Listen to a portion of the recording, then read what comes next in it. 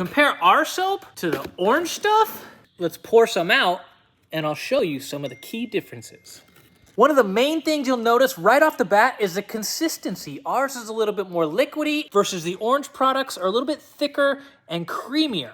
Our product is gonna foam up like a nice soap versus this being more of a solvent based is gonna wipe off your skin better. Another main difference is because of this formula, it can potentially dry and crack out your skin when you use it over long periods of time.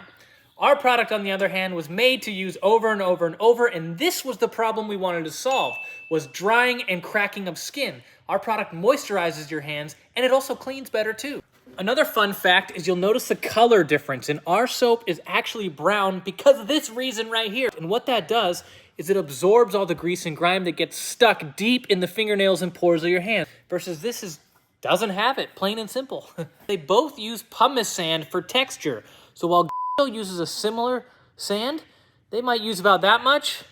gripclean, on the other hand, is going to use about that much, giving you the scrubbing texture and power that you guys are looking for. All right, so that is some of the main differences between the two. This orange stuff is a legendary product. It's been around for many years, but gripclean, man, this stuff is 2.0. We're here to change the game, baby.